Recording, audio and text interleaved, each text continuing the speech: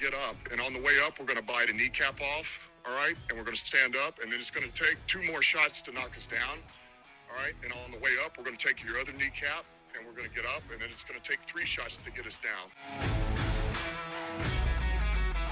Hey, what do you say? We are ready for some football here on Kneecaps for Breakfast. Vince Progar, that's me. Happy to be joined, as always, by Mr. Lion himself, Phil Byrne. And Phil, we are less than a week away from legit NFL football consuming all of modern-day society. Here we are.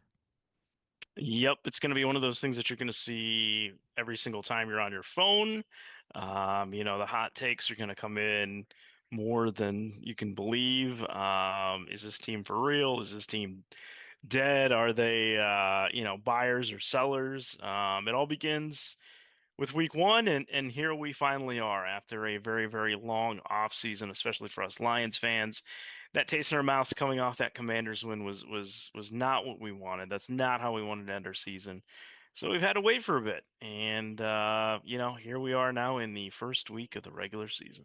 It's amazing how much the NFL has really taken over and dominated society as a whole. I mean, if you look at what the most watched TV shows are, most of them are going to be NFL games. The NFL takes up so much oxygen compared to all the other professional or collegiate sports. It's amazing how, I don't know if it has to do with marketing or TV exposure or what the case is, but they're just able to get so many eyeballs on those TV screens and so many butts in those seats at these NFL stadiums that it really does bring so many people together in a way that nothing else does. And that's going to start off this coming Thursday when the defending Super Bowl champion Philadelphia Eagles host the Dallas Cowboys.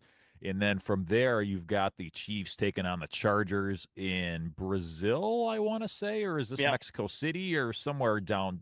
Okay, so I think going back to going back to South America again, and then we have a full slate of games on Sunday, and that is capped off by a Monday night game. So really, when you factor in the NFL and college football, I mean, it's going to be all football for a 5-day period of time, and that's it. It really just amazes me how this great game is able to, just take such a strong grip hold of people's attention spans for that long. But hey, you and I were both sucked in eons ago, so much so that we continue to do this week in and week out. So we're just happy to be a part of it. But we won't waste too much more time, Phil. We do have a lot to accomplish, so much so that we are actually going to do something a little bit differently this time around.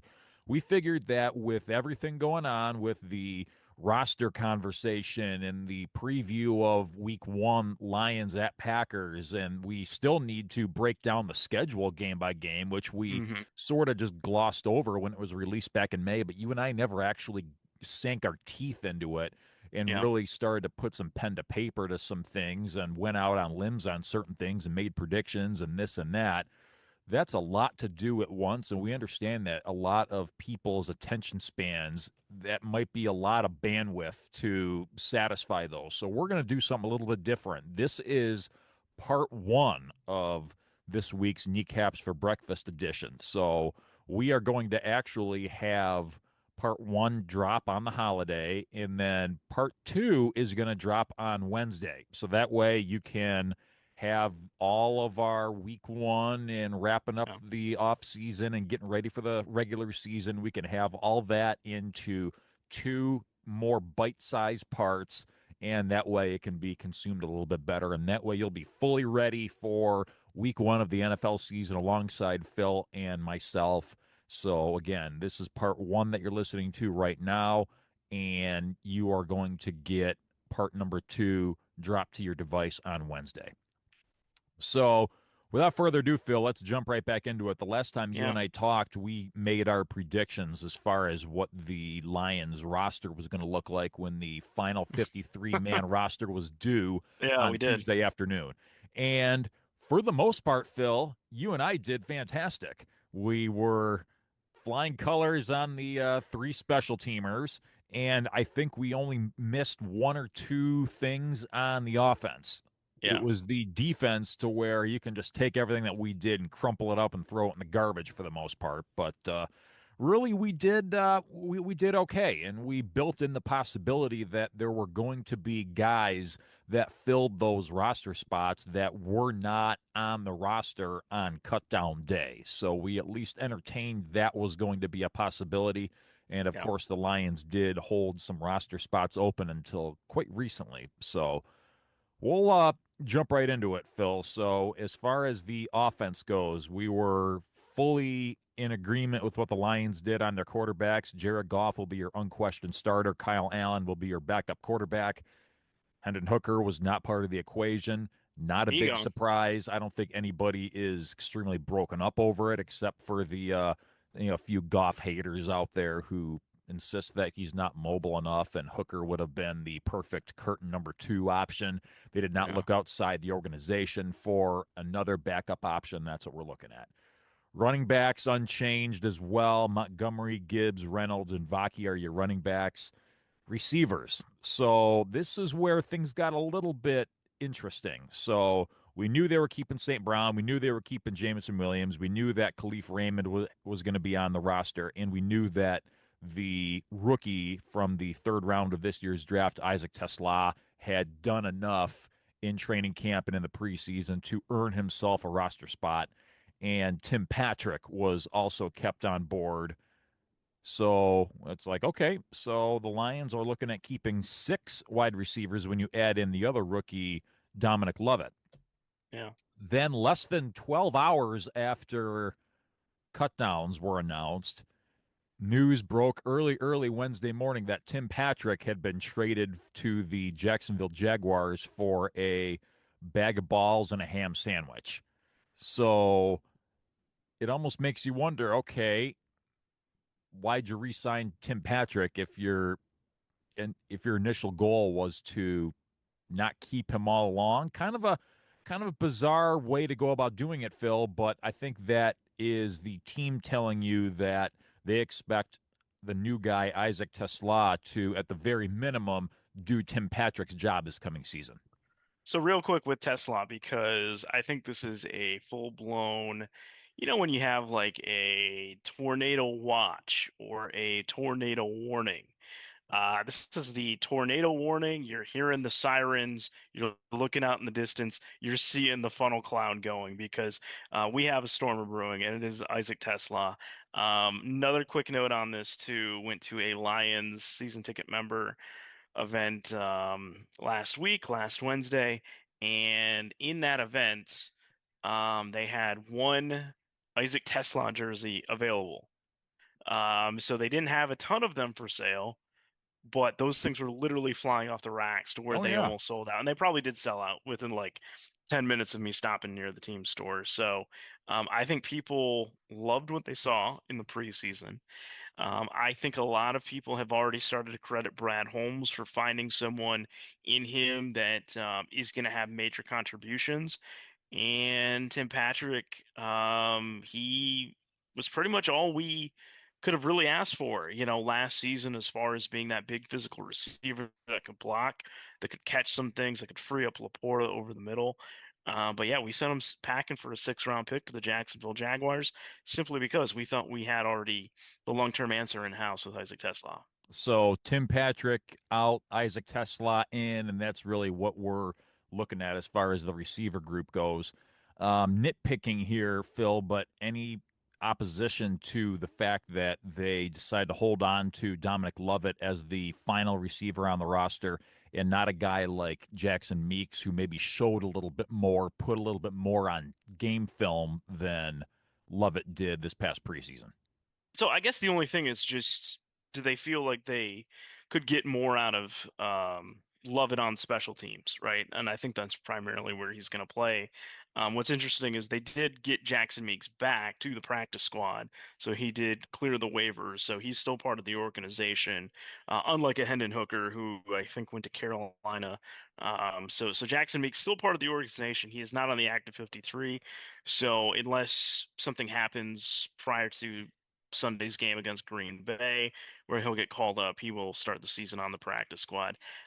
Meeks has the size, he's a little bit of a taller, more physical receiver, but my guess is that they are thinking that Lovett is going to be one of these guys on special teams that can play a little bit. So moving on to the tight ends, no issues compared to how we thought it would go. You have Yeah. Laporta, Wright, and Zylstra 1, 2, 3 as your tight end depth chart. And Yep. that leaves the offensive line. So that's again where things started to go off the rails just a little bit from what we thought. So the starting offensive line is going to be intact like how we expected. Taylor Decker as your left tackle. Your left guard is going to be Christian Mahogany. Your center will be Graham Glasgow. The rookie Tate Ratledge will line up at right guard and Panay Sewell at right tackle. Your depth as far as the offensive line goes is going to be Giovanni Manu, which we were kind of thinking. Coyote Awasika as a backup guard, which we were thinking of as well. You've got Jamarco Jones, who we agreed at the very tail end of our episode last week that he probably would wind up on the roster. And we also see Kingsley Ekugan, who we actually, I don't think you and I collectively mentioned his name, but he did get quite a bit of reps in the preseason as the Hmm. backup center, Yep. which speaks to the lack of confidence, perhaps, in Ratledge's ability to jump over in a pinch to spell Glasgow if anything ever happens to him. You've got Ekugan, who will more or less be your backup center in that case and continue to keep Ratledge Yeah. at guard, which I think part of the appeal to Ratledge in the first place would he would be kind of your de facto center if anything were to happen. And obviously, I think he's not ready for that yet. One name that I did not call out, Dan Skipper. He was not brought back as part of the 53-man roster. He is back on the practice squad for the umpteenth time. So, your thoughts on the offensive line, Phil, the new look offensive line, because you still have to replace the production of Ragnow. You still have to replace what Kevin Zeitler did a year ago. Do you think this unit, as it stands here, is going to be capable of as much as they were able to accomplish in the previous two seasons where the Lions made the number one seed a season ago and reached the NFC Championship game 2 years ago? So for me, I think this is actually the bigger question mark than what is going on in the defensive line because I think we know who the starters are to start the year. And, I think Tyleik Williams being the first round pick, I don't think we're expecting a pass rush from him, but we know he can go ahead and kind of fill up space, which is what he's going to be required to do. My issue is Graham Glasgow is coming off let's be faced, a terrible year last season, has had an issue staying healthy. And, you talked about Tate Ratledge kind of starting the year at guard. And, if you ever pull a lot of kind of toss plays or anything like that with your running backs, which you would think would be plays that you're going to want to have Jameer Gibbs in, you're going to have to get guards going to the outside, not so much your center. So I think that's where, Glasgow or not Glasgow, but Ratledge and Mahogany are going to have to play a big component here. What I'm definitely afraid of is when they're going to be facing these teams with these Pro Bowl level defensive tackles, that they're going to be able to get into Jared Goff's space. I know we had a lot of shotgun looks under Ben Johnson. We don't know really what that is going to look like. It's more or less under center is that I'm going to have a little concern until I see enough reps to feel comfortable with it. Now that we do not have Frank Ragnow under center, it is Graham Glasgow, and I don't feel super comfortable about it. I wouldn't be shocked if we do see Kingsley Ekugan at some point in the season get some meaningful reps. Especially if anything happens to Glasgow. Yeah, yeah. So I think he's going to be kind of that fourth piece that is going to kind of cycle in with some of these guys too, if someone does get banged up. So, what do you think this offensive line, as it is currently constructed, will excel and struggle with? Do you think they will be a stronger pass protection unit, or do you think they will be better at opening up holes in the run game, or do you think they're going to be pretty even Steven with both tasks over the course of the early goings of the season? So it's kind of interesting because I think both tackles can still hold up really well in pass protection. I know I really liked what I saw from Mahogany last season, especially in the run. And he was becoming a force there. Ratledge I know has a lot of promise, but it's coming back to what are our expectations between a second year guard, a rookie guard, and a center who really has played a little bit more guard and has struggled and had injuries. The kind of interior run blocking is what is scaring me right now at the moment because I think if you line up Mahogany next to Sewell, I think those guys are going to be able to do enough. I really, really worry about what's going to happen when you have a banged up vet in Glasgow versus a rookie in Tate Ratledge, and I know the rookie is a second round pick. He's blue collar, he's grit, he's feisty, but there's still something to be said about you know getting meaningful snaps against some of these all pros that they could potentially be seeing, early on in the season. So, um, for me, it's going to be the run blocking. I think the pass protection should be fine on the outside, but I still wonder a little bit about the pass protection up the middle as well. And that's the other thing that concerns me a little bit with the interior of this offensive line is also the ticking clock that's in your head as a young Yeah. player when you're thrust into these situations, and what happens when you are getting that feeling in the pit of your stomach that you're about to get beat by your guy. You start to get handsy, and the officials are of course standing right there watching. You get a holding call on these gotta have it downs, and these 10-yard holding penalties are about as deadly and drive killing as you can get. And for a team that's going to be on its heels, at least early on, trying to figure out, hey, what do we have? What's this offense look like? Can we get in sync? Our guys haven't played meaningful football since January because none of the guys got any preseason action.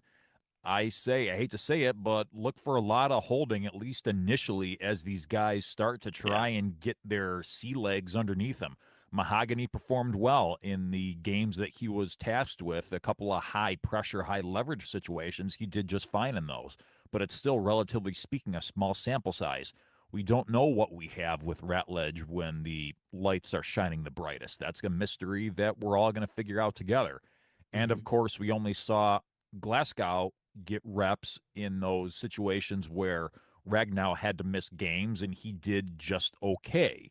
So I think the growing pains on this offensive line is definitely something worth taking a look at, and we're going to kind of get to that as we move forward in our discussion of the season that's to come.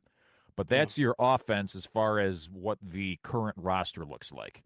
The defense, here's where it gets a little bit more convoluted. So your starting edge men, Aiden Hutchinson and Marcus Davenport. You have depth pieces of Pat O'Connor, a guy named Tyus Wheat, who was not part of the roster a week ago when we talked, and a guy named Tyler Lacey, who was not part of the Lions roster when we did the exercise a week ago. You also got Roy Lopez as defensive tackle, DJ Reader also, Chris Smith, I forgot he was still in the mix, Tyleek Williams, Makai Wingo. So what I'm seeing here, Phil, is I'm seeing a lot of filler, and I'm seeing a lot of guys that are going to excel on special teams, and that's really about it. And I'm not seeing Zadarius Smith amongst the list of defensive linemen either. So, again, kind of similar to what I lobbed over to you for the offensive line. What am I looking at with this defensive line, and what are they going to be good at? Is I guess my question.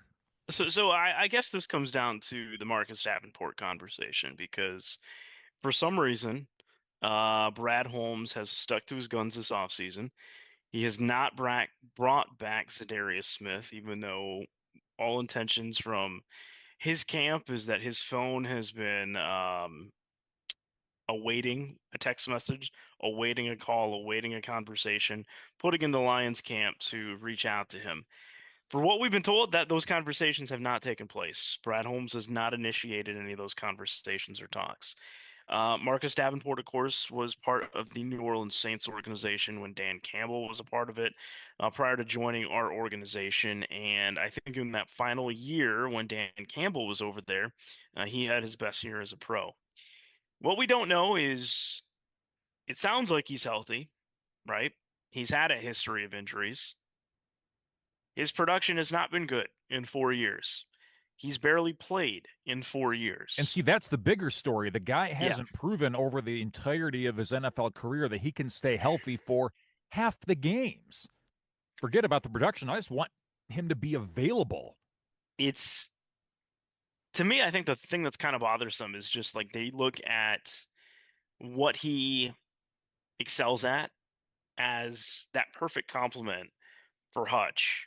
But again, what is the sample size here? Are we even going to get him for 25% of the year before he's just going to miss a bunch of games? Um, we as Lions fans have a lot of doubts about why is this the plan?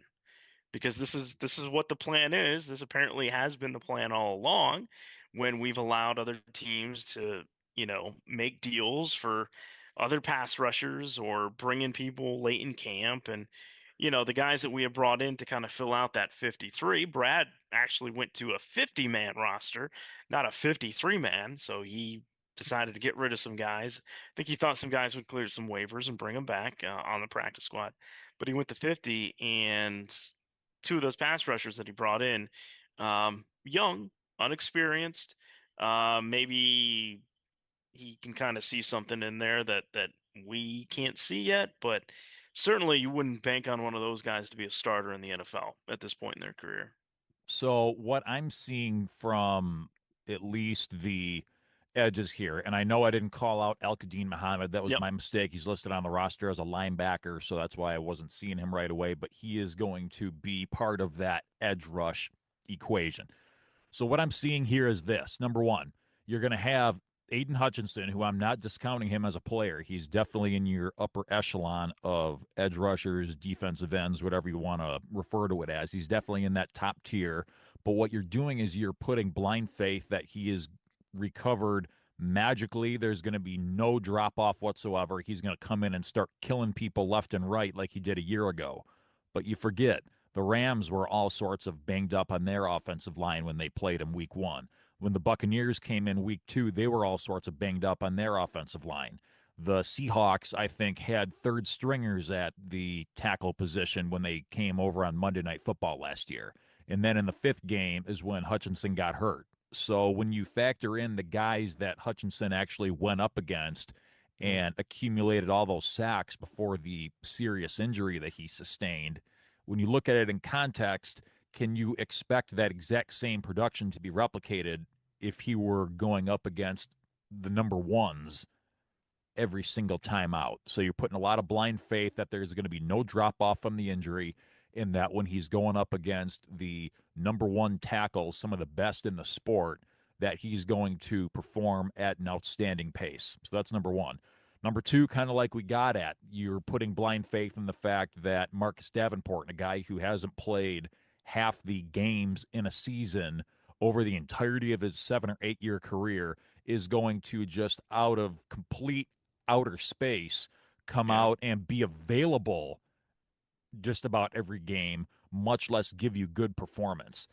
What I don't see is how having Marcus Davenport, of all people, over on the other side is going to entice the other teams to respect him enough to not put that second guy over on Hutchinson's side to try and neutralize what he gives. And again, Al-Qadim Muhammad stepped up in a fairly decent way a season ago amongst the bevy of injuries that the Lions had on defense, but he is what he is. He's a depth piece. He's not a guy who you can expect to go out there and get 10, 11, 12 sacks in a season. I think he's just kind of a guy that's going to be able to be waiting in the wings to give Davenport and or Hutch a blow here or there, but that's really about it. You're talking a lot of blind faith instead of having a real plan.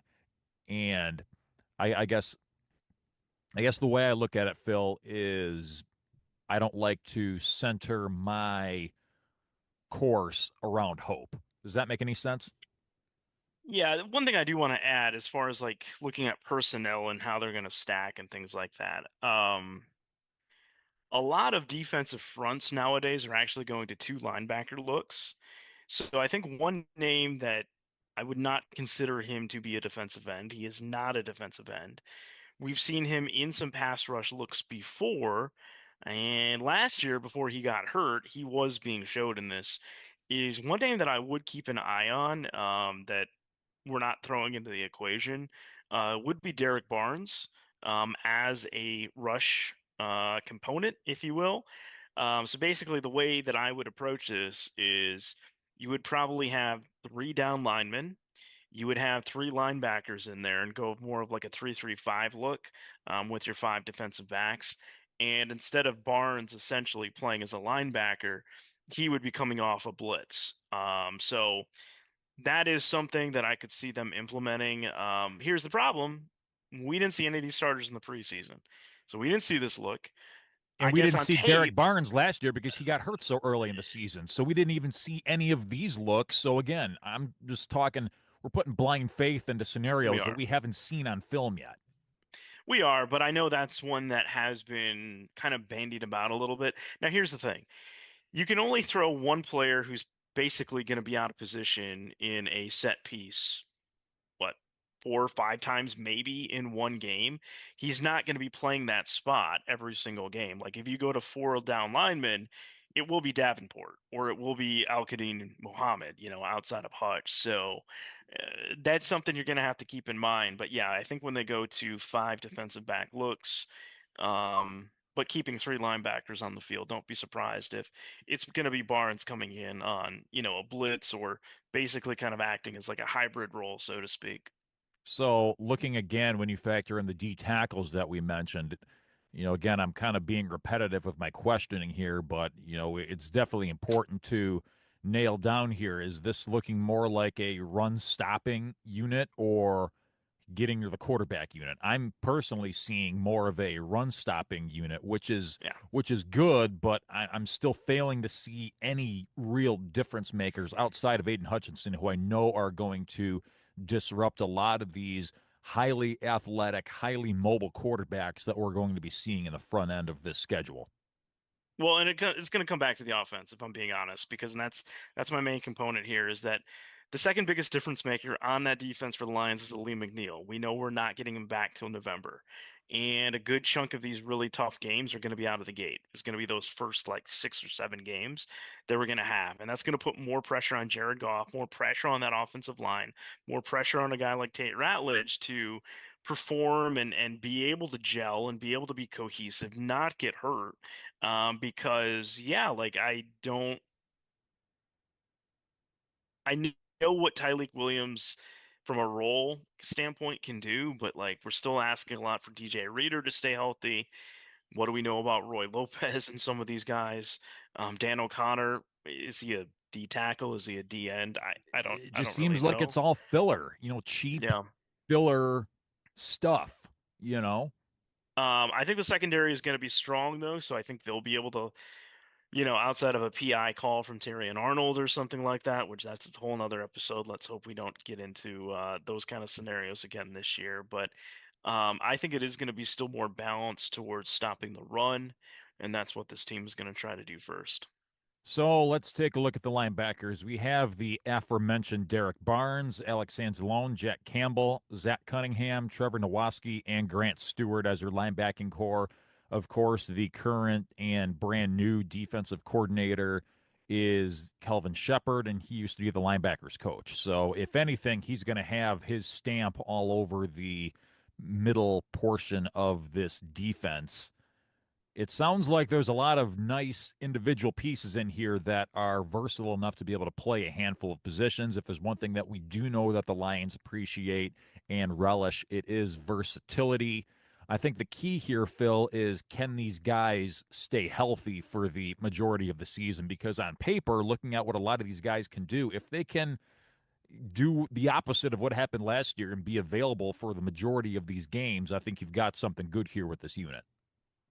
Yeah, I think you do, and I think the depth pieces of Cunningham and Stewart, like go size those up against some of the backup linebackers around the league, and they're going to be in the upper half. Zach Cunningham has had some crazy production in the league. He is getting up there in age. I think Stewart showed a lot of promise in this preseason. Definitely one of the few standouts, from the Lions. So I think it's a solid unit. I would say it's probably like in that B plus A minus range, where I don't think it's perfect, right? I don't think any three of those guys are, I could stand here and say, bona fide all pros. I guess we as Lions fans would want to see, Jack Campbell kind of ascend to that spot. But, I think Anzalone is still going to be your kind of bona fide leader in the middle. And, we'll kind of go from there. And rounding it off with the secondary, we have DJ Reed, Terrion Arnold, Khalil Dorsey, Avante Maddox, Amik Robertson, and Rock Sin as your corners. You have Brian Branch and Kirby Joseph as your safeties, and then two more guys who they brought in after the fact. So these guys weren't a part of the organization throughout training camp in the preseason. You've got Daniel Thomas, who's going to be a special teams guy, and you've got Thomas Harper, who's going to be primarily special teams and some mop up duty in the safety position.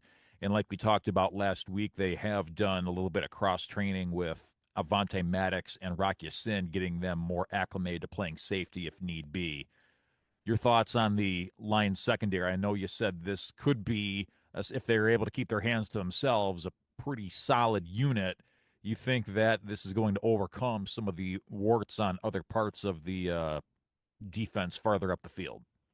I think this unit's going to go as far as Terrion Arnold and his improvements in his second year are going to take them. We knew the Lions liked his physicality, his unabashedness, wanting to play physical. Right, that was something that got him drafted where he was at. He's got the speed to hang with a lot of the top receivers in the league. Eventually, you do want him to develop into that number one corner since he was that first round pick.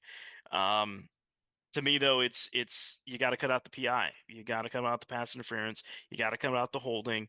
Those are going to be drive killers. Those are going to lose you games, quite frankly. So the safeties, they're all world, and I think they're part of Brad Holmes' long-term vision with this team, and maybe why some of these other deals have taken a little long. Maybe why we haven't brought in some other guys, because Kirby and Branch, they're both very young still. They're still finding ways to develop. Um, and like let's be honest, if an Alex Anzalone has to walk or something, I could see a scenario where, it is Brian Branch becoming the leader of that defense, even with Hutch there, potentially. So there's a lot of talent in the back half there. And for those of you just, DJ Reed, they're like, I'm not so familiar with, like, he has been pretty well versed in this league. Yeah, he's bounced around on a couple different teams, but He's basically um, Carlton Davis. Whatever we had last year with Carlton Davis, that seems like it's a pretty lateral move for the Lions. pretty lateral. Yeah, he does things a little differently than Davis, but I think he's going to fit in nicely with the team. And to discuss the special teamers real fast, no surprises. You have Jake Bates, Jack Fox, and Hogan Hatton as your place kicker, punter, and long snapper. So that's your 53-man roster, Phil. So looking at this whole group of 53 guys as a whole, and I want you to eliminate outside factors such as opponents and what they've done with their rosters and the schedule and how it shakes out and other individuals in the building outside of the 53 men. So just look at the 53 men in a vacuum. What kind of roster are we looking at? And do you think this is ultimately a Super Bowl roster the way these 53 men are constructed? I think this is a top seven roster in the NFL. And that's where we start to get into a little bit of an issue because where we have been and where we want to be would say that we should have a better roster than a top seven roster. But I think, I know you said don't, where are you and what have we added and things like that. there are, for the first time, since we've been pretty relevant under Brad Holmes and Dan Campbell, I think we can just say this. There are glaring holes on this roster, and specifically some of the starters that I would put a little bit of trepidation to say it's still in that top three range. This doesn't mean the Lions have taken a step back necessarily or anything like that. I still have a ton of confidence in a lot of the vets who have been there and they've been through the battle and they've been part of putting this piece together. But it's just one of those things that I think we saw what happens when we get a bunch of injuries and you're rushed into playing guys that don't have the chemistry, that can't gel together. Um, and I think we just have more question marks than I think we thought we would, at this point. For every wonderful story with like, an Isaac Tesla coming out of somewhere or, maybe having a guy like Derek Barnes back, it's what the heck is happening on the other defensive end spot? What is going on at center? So some of these things you couldn't plan, right? Like maybe they knew, maybe they didn't know that Frank Ragnow was on the verge of retiring, but when a guy literally calls it a career and leaves and you can't get any compensation for, and it's after the draft, like you're kind of in a spot that you can't do much with, right? So, I would say right now, kind of staring at the Lions 53, the way it's constructed, the way the depth is, I would say it is a top seven roster in the NFL. And I am more inclined to agree with you. Again, eliminating everything else, forget about context and everything else that's going on inside the four walls and outside. I'm inclined to agree with you that this is definitely a top 10 roster. I don't know if I'd go top seven necessarily, and that's only because I'm looking at the depth. And we talked about they've added a lot of depth, but in my mind, there's depth and there's good depth. And I'm not so sure that the depth they've added is good depth. And we kind of saw for ourselves with the defense last year when a lot of these number one guys went down with injury. We were seeing a lot of patchwork, and it wasn't really good patchwork. And we saw a lot of those deficiencies come to the forefront, and they held on as long as they possibly could until they couldn't hold on anymore. And I hope we don't need to test that depth in the same way that we did. I think as far as the front line of the offense goes, I think just on paper, they're as good as anybody. I think you've Yeah. got a lot of individual guys on defense that I would take over a lot of other guys in this league. And of course, you got a great kicker and a great punter. So I think you put all those together, I think you're definitely looking at a top 10 roster compared to the rest of the 32 NFL team. You're listening to this episode of Kneecaps for Breakfast. Vince and Phil hanging with you as we get ready for the 2025 NFL season. We just broke down the Lions' current 53-man roster that they will be heading into the season with. And now it's time to branch out a little bit and start to add a little bit of context here. So, Phil, you and I, especially when we were talking about the defense, we mentioned over the course of the entire offseason how they had multiple chances to do something, whether it's add a superstar like a Max Crosby or a Miles Garrett or a Trey Hendrickson or a Micah Parsons or something like that. The Lions had various opportunities over the course of the last year or so to do something. And the only thing that they chose to do was add Zadarius Smith at the trade deadline last season. And that's really all they've done to address the hole in the roster aside from on the other side of Aiden Hutchinson. Now, what have some of the other teams done? Well, a lot of it was guys taking care of their own guys. So Max Crosby took an extension from the Raiders. Miles Garrett took big money to stay with the low-level Cleveland Browns. You had Trey Hendrickson just in the last few days temporarily put a band-aid on their scenario. What they chose to do was instead of actually signing him to an extension, they just decided to throw a few more dollars his way for this season, and he'll enter free agency next year. So they said, play your season coming up like you are contractually obligated to. Here's some hush money. Now go play football. Now we're looking at Micah Parsons, who Okay, what's going to happen with him? It looked like he and Jerry Jones were basically at a standstill the last time you and I talked, and we kind of had a suspicion that it was going to go one of two ways. Either something's going to get done immediately or he's going to get dealt. And what happened? He got dealt on Thursday afternoon. And for us Lions, Phil, it was probably a worst case scenario. Micah Parsons wound up in the division, going to the Green Bay Packers, a team who not only are we going to see twice a year, but they were looking to kind of one up the Lions as far as, hey, how do we get on your level? So the Green Bay Packers acquired Micah Parsons from the Dallas Cowboys for 2 first-round picks, first-round pick in 26, first-round pick in 27, and defensive tackle Kenny Clark. So, Phil, is there a winner in this scenario? Who clearly won the trade, and is there somebody who clearly did not win the trade? Your thoughts? Green Bay Packers 100% won the trade because not only did they get Micah Parsons, but they automatically, like within as soon as the deal getting announced, signed him to this new deal. So he's a Packer long term. He's 26 years old. He's been able to be an All-Pro a couple of times already.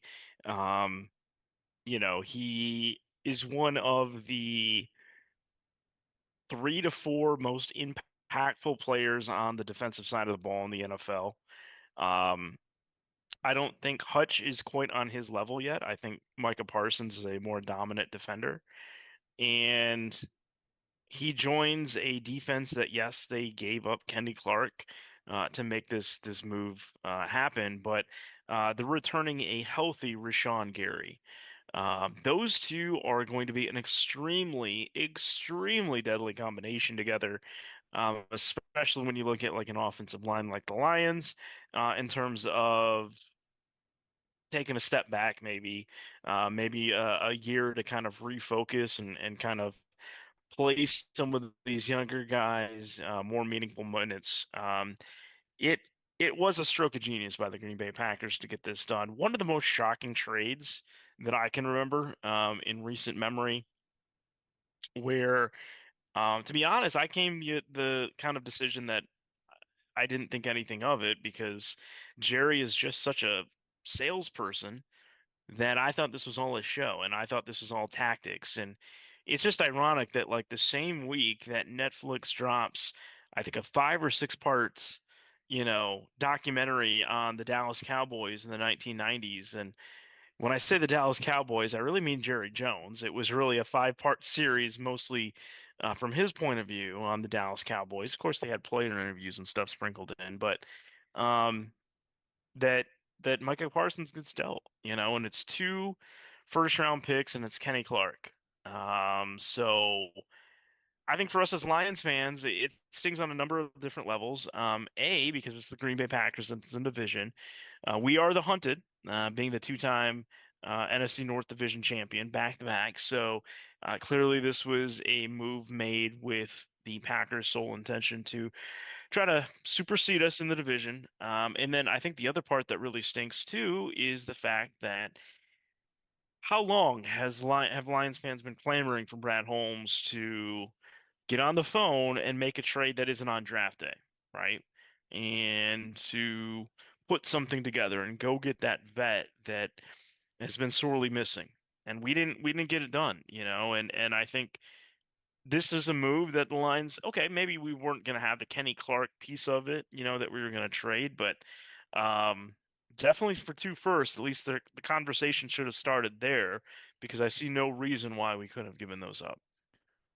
So here's where I'm at with this. And first off, I'm just thinking of the first round picks. If you're the Green Bay Packers, like we talked about earlier in the offseason with the Lions, if Micah Parsons is going to have the impact on your organization and your wins and losses as you're anticipating, those first round picks are going to be so late in the first round, they'll basically be seconds.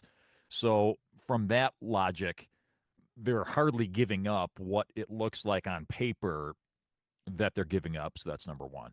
Number two is the discussion of, okay, not told in that recap was that Green Bay then extended him at 4 years, $188 million, with the, no pun intended, Lions share of that guaranteed. So Parsons is getting paid a lot of money by an organization that is not famous for handing out Brinks trucks worth of cash. So that's notable right then and there. But now we're kind of working backwards here. So Yeah. we understand that Brad Holmes and the Lions have a plan, okay? And that is to acquire your talent through the draft, fill in your depth with, I'll call it what it is, cheap talent, and develop your own guys and pay your own guys when it comes time to do that. Lather, rinse, and repeat is kind of what they're thinking. But what I take exception to is it's almost like they have this tried and true formula in their minds, but they haven't done anything yet. They haven't gotten home yet unless your end goal is to simply win a division, which, let's be real, in the way the NFL is currently constructed, it's pretty much as easy as pie to go from worst to first. We've seen it happen so many times. We've seen so many unlikely stories of teams rising up and winning divisions out of nowhere for doing a heck of a lot less. So I don't think winning a division can be this big thing that can be celebrated. I understand that the Lions went incredibly long without doing so, but I think that says more about the Lions' inabilities over the prior 3 decades as opposed to what they've done the last 2 years. So I'll keep going as far as my opinion here. So the Lions had opportunity after opportunity to do something. We know based on the plan that they have is to do it through the draft and da da da da da. But the issue that I have is you look at these NFC teams who have won Super Bowls in recent years. So you have the Eagles in 22 and 24. What did they do to get to where they were at, Phil? They had big splashy moves that some may thought were a little bold and outside the box, but they were difference makers. You look at the 49ers, went to the Super Bowl in 19 and 23. Same thing. You made big trades for Yeah. guys who you didn't think were available. You picked up guys who were difference makers. You look at the Rams, F dem picks, wound up getting them a Super Bowl. Buccaneers, you go out and get a guy named Tom Brady and a bunch of other guys, and they go out there and win a Super Bowl.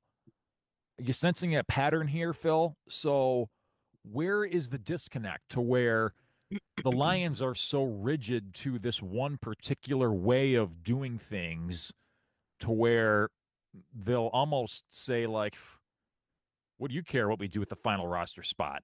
We're going to do what we want to do with it. And spoiler alert, it's not going to be Zadarius Smith or somebody that's going to be going to line up across from Aiden Hutchinson. Too cynical of a standpoint here? Or it just seems like, hey, don't question us. We're the smartest people in the room because we've done all this stuff. But in the grand scheme of things, when you just kind of set aside the division titles, what have they accomplished under this current idea that they have of how to build a defense properly?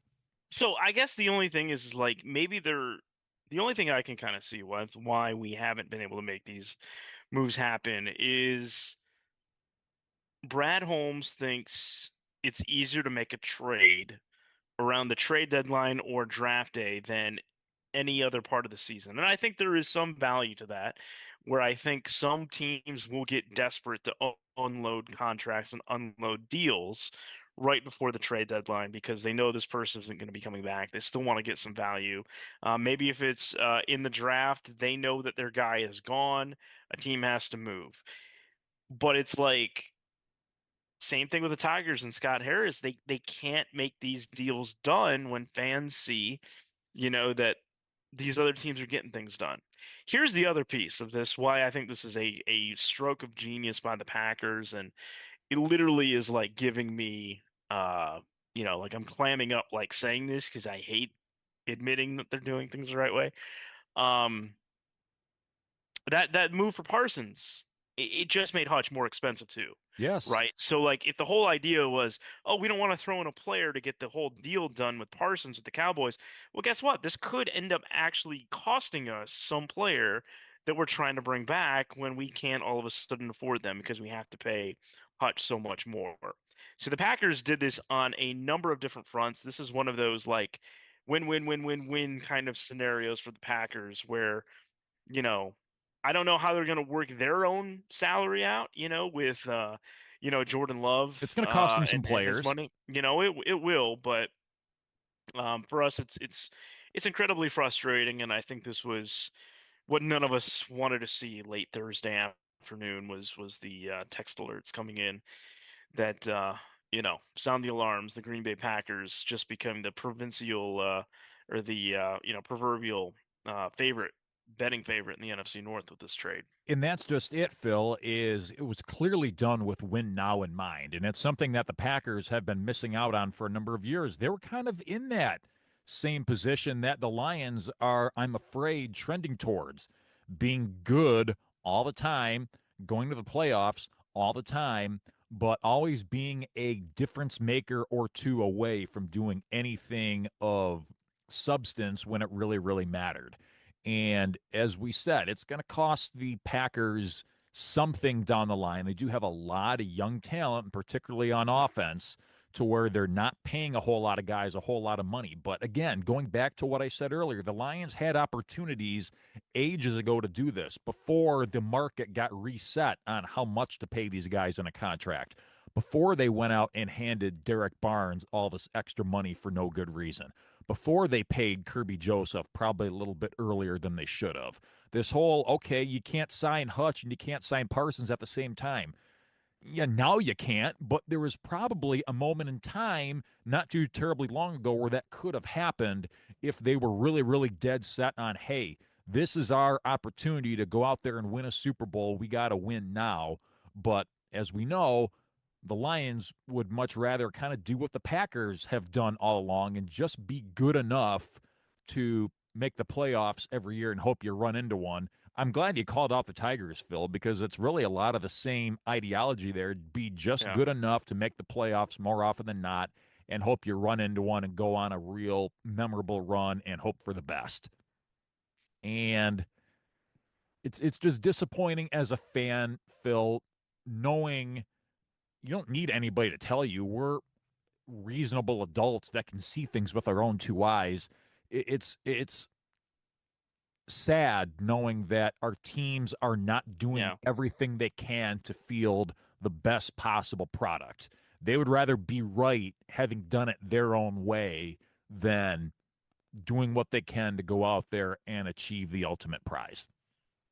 Yeah, and with the Tigers, they have the best pitcher on the planet in Tarek Skubal and a bunch of young guys, and maybe their best position players are still in the minors, and we haven't even seen them yet. Riley Green, I think, has started to blossom, but they haven't been able to put the trade pieces around to get other people in to help boost them up.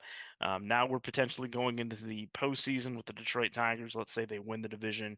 We're back kind of where we were a year ago, where it's Tarek Skubal and who knows what else, right? For the Lions, it's that ability, like you said, where again we're not going all in when we have waited so long for the Lions to be so relevant. When they are relevant now and they are knocking on the door, we can't open the door though because we're still a player or two away possibly. So that makes for a pretty good segue, Phil. Week one, Yep. Detroit Lions at the Green Bay Packers, a game that we've had circled on our calendars since this one was released by the NFL schedule writers back in May. This is going to be America's Game of the Week on CBS. That's kind of interesting how they decided to do that instead of your typical Fox crew. They have CBS that's going to be doing this one, so it'll be Jim Nance and Tony Romo calling the action for CBS. It'll be the game that's going to get the most amount of eyeballs in the afternoon window.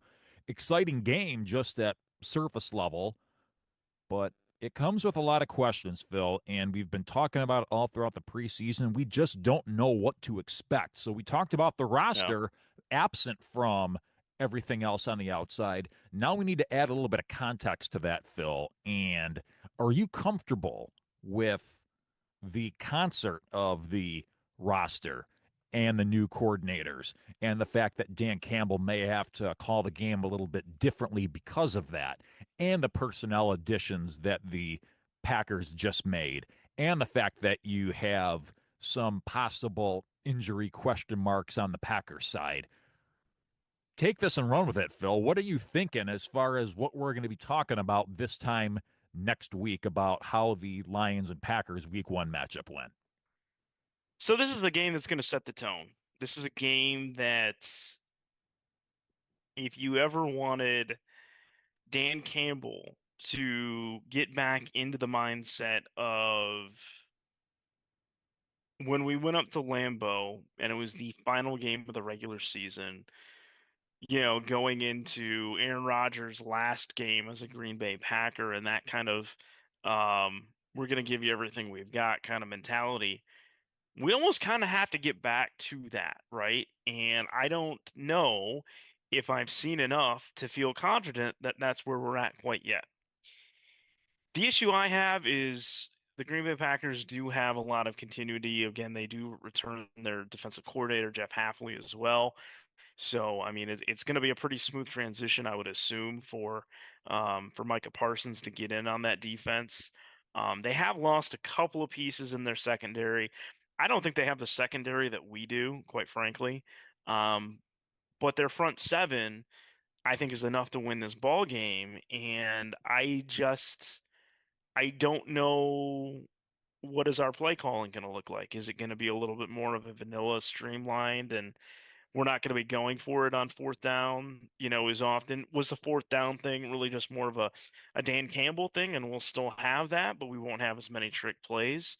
The offensive line, I have a lot of questions at. I don't think Graham Glasgow is going to be a very good center, if I'm being quite frank here. I think it is Tate Ratledge in the long term, but we don't have anyone to play the guard spot right now, for him to swing over and take that spot. So, um, for all those, it is a road game, and you have thankfully 16 other games to make up for it. I am unfortunately going to take the Green Bay Packers in this game in kind of a weird spot. We haven't been in this spot in a little while, but I am going to have the Lions start 0-1, unfortunately. Doesn't mean, that everything's all doom and gloom. Come back for part 2 when we go into our season preview, but I just don't think I feel confident enough, even though I still like the Lions roster and everything that we have, and like Campbell steering the ship. But I think we're walking into a hornet's nest week 1. Definitely a tough draw by the Lions that the NFL schedule writers gave them. Now, if I'm a unbiased New Orleans Saints fan, let's say, I'm drooling over this matchup. This is something that you definitely take your lumps in the 1 o'clock window and then just kick back with a couple of beers and just enjoy. This is something that I think is going to be one of the more anticipated and most watched games of the early goings of the season. Lions at Packers. They are looking at pretty good weather up there at Lambeau Field, so the elements don't appear to be an issue like they were a season ago, where they played pretty much in a constant rain shower the entire game that the Lions were in pretty firm control over. The Packers are 2.5-point favorites, if that's your thing. So Vegas is definitely thinking that the Packers are going to be able to get the job done. Now, at the same time, though, I mean, it is a home game. Typically, build kind of like how you would get credit for writing your name on a test and back in school. A lot of times they give you a little bit of a buffer just for being the home team. So if you look at it from that standpoint, it's almost like a pick 'em. So maybe the Lions are a little bit more respected from a Vegas standpoint than it may seem. Well, it just depends on how into that type of stuff you are. But what I am going to be keeping my eye on is, number one, the relationship between John Morton and Jared Goff. Obviously, Goff is the one who stood up for John Morton in the offseason and basically said, if I could have my pick of anybody that is available, I'd rather have him. And by the sounds of it, it sounds like Ben Johnson tried making a move for John Morton earlier on in the process, and Morton sat tight under the assumption that Dan Campbell would be calling him up, and that's exactly how it materialized. So the job was basically handpicked by Morton. He was endorsed by Jared Goff. There is that existing connection that was there between Goff and between Campbell due to their time with the New Orleans Saints organization off the Sean Payton tree. So there is some level of comfort there, but how it's going to translate to actual on the field, real time performance. There is going to be the difference of John Morton being up in the press box calling the plays instead of being down at field level like Ben Johnson was. There's going to be the question of what's he got in the trick plays. Obviously, the Lions were wowing people left and right because of their trick plays and their fourth downs, like you said, Phil. Are we going to be seeing any of that stuff? Is it going to be more of a conservative game plan? Is it going to be more run heavy? Is it going to be more pass heavy? And how is that interior of the offensive line going to hold up? Those are all a lot of serious questions, and that's before I even start getting to the defense. We're unsure of what we're going to see from Hutchinson at game speed. What's the other side of the offensive or the defensive line going to look like? What's this secondary going to do against these young receivers of the Packers? Has Terrion Arnold learned his lesson to keep his hands to himself? And then, of course, the unspoken things like, hey, the Lions have basically come in and kicked our ass the last 2-3 seasons. Yeah. At what point do we step out in front and say, hey, not so fast, guys? I don't know if we need to worry about Micah Parsons so much because I do think he's going to be on a little bit of a pitch count because he's done essentially nothing all off season long except for just doing some individual workouts and trying his best to stay in shape. But I think they're going to bring him along a little more slowly, at least in this first game or two, than we would think. But I'm with you, Phil. I'm just not comfortable going out there and saying, yeah, there's absolutely zero way the Lions lose this game. In fact, I think that's the more likely scenario. I think there's just more questions than answers with more components of what the Lions are going to put out there as opposed to the Packers. And it's a tall task anyway going on the road week one and playing at the Green Bay Packers, one of your biggest division rivals. So I think 0-1 is definitely the play here for the Lions against the Packers.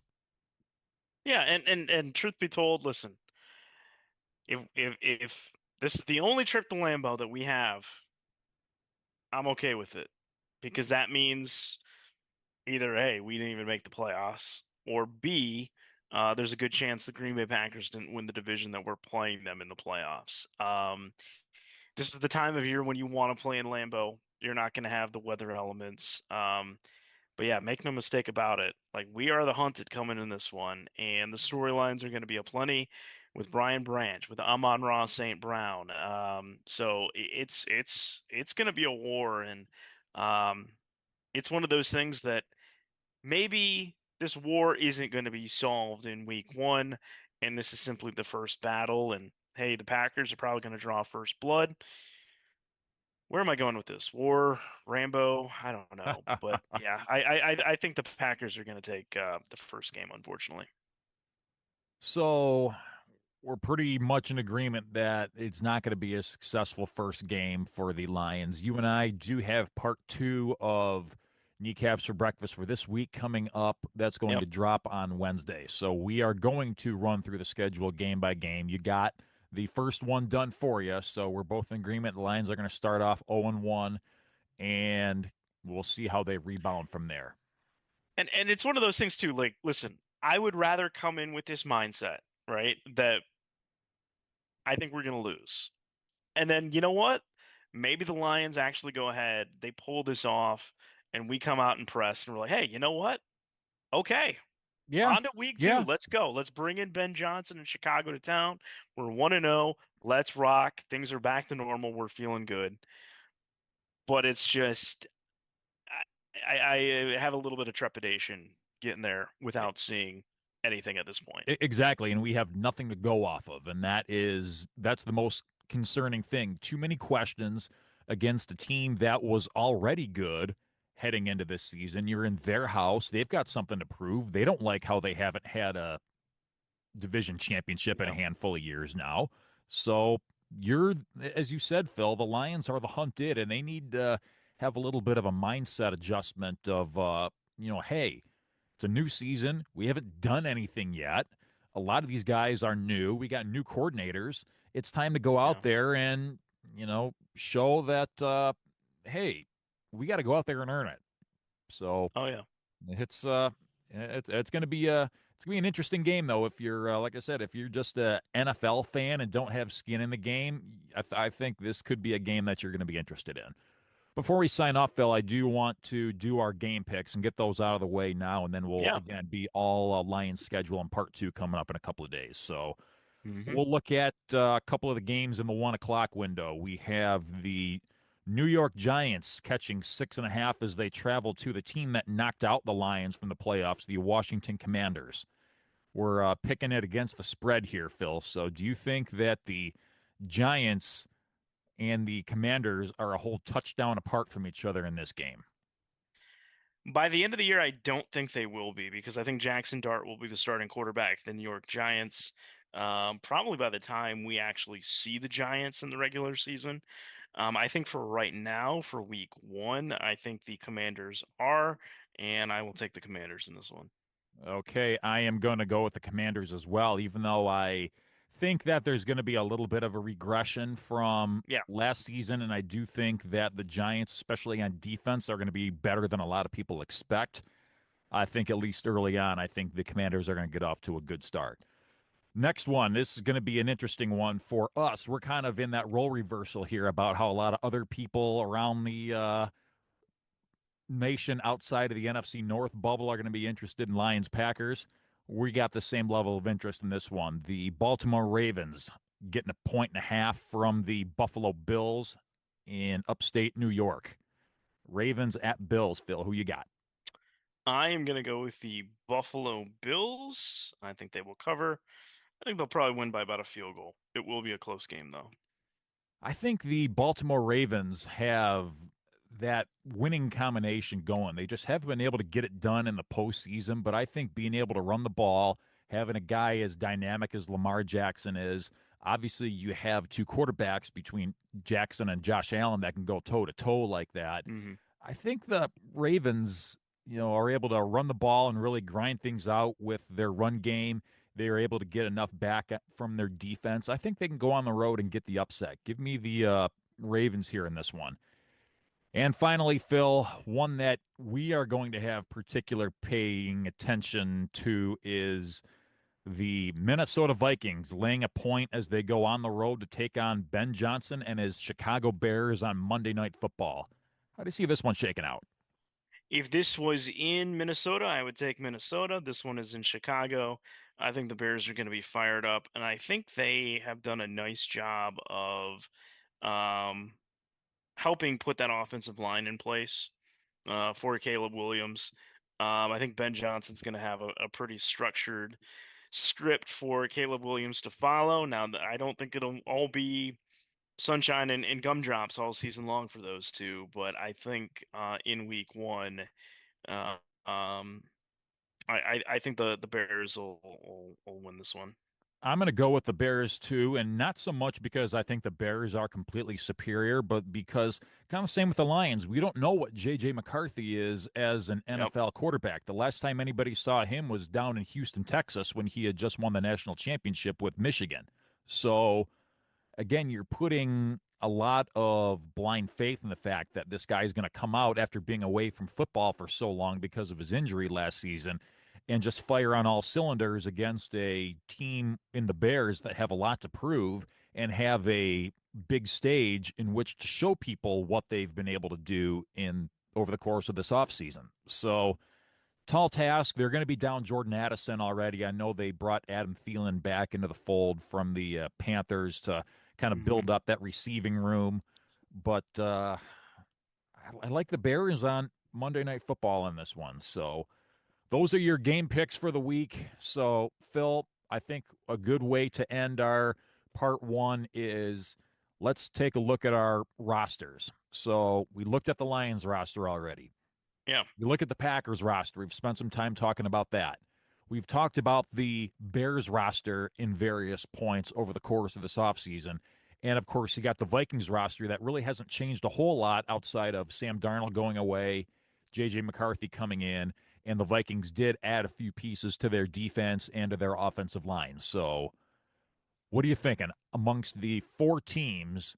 Who do you think did the best job of getting better, and who do you think did the worst job of getting better this offseason when you compare the four teams? So one move to get better, I think, was the Green Bay Packers.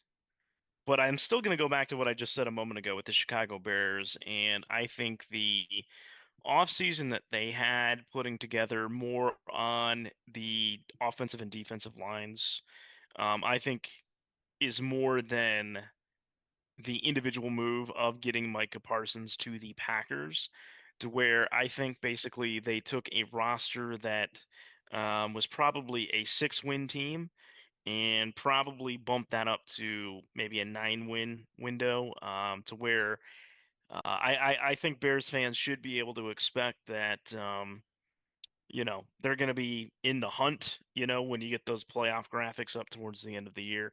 That's kind of where their talent is, with the moves that they had. Um, Vikings, they let Sam Darnold go. I think we kind of knew what to expect with Sam Darnold, and I don't know if that was his ceiling, winning all those games last year and finishing in second place, but um, they haven't done a, a ton necessarily to help out. JJ McCarthy. Adam Thielen will help a little bit. But unfortunately for us, for Lions fans, outside of a couple rookies that we feel really good about, and I think they're going to be in the rotation.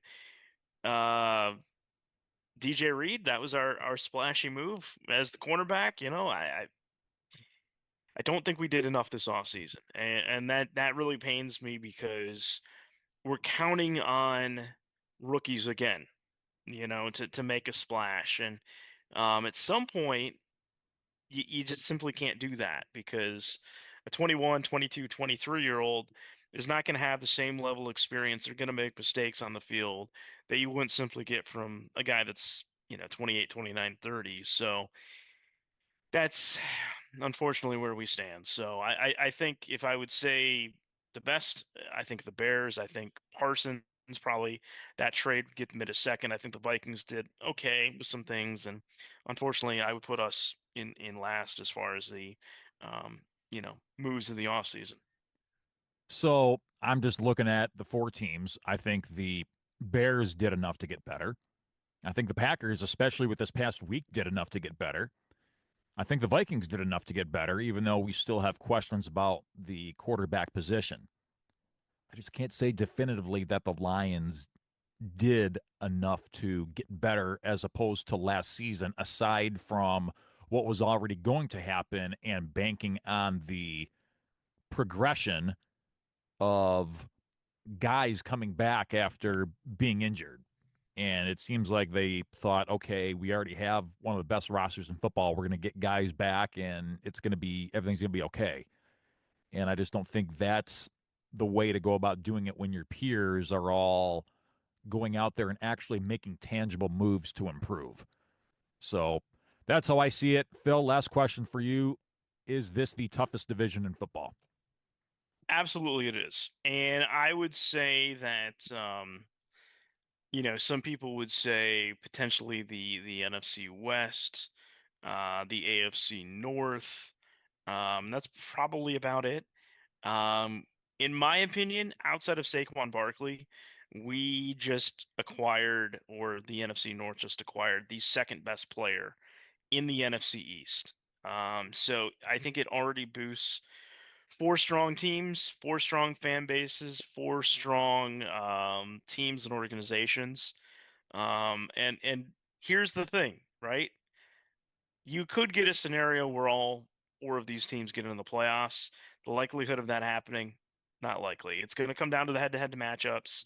Unfortunately, we as the division winner are going to have the tougher out of conference or out of division matchups than say the Bears who finished, in last place. So it's going to be a very difficult road for the Lions this year. We'll have plenty on our season preview, but um, it's an interesting spot to be in, to say the least. To be continued. We are going to leave you wanting more on Kneecaps for Breakfast. We appreciate you joining us for part 1. You'll be able to enjoy that over your Labor Day. And when you get back to work, back to school after the holiday, Phil and I will be back here with part 2 of Kneecaps for Breakfast as we break down the Lions game-by-game schedule and make some actual predictions, put pen to paper. You're not going to want to miss that. For Phil Byrne across the way, Vince Progar saying good morning. Go Lions, forward down the field, over and out. Talk to you in a few days.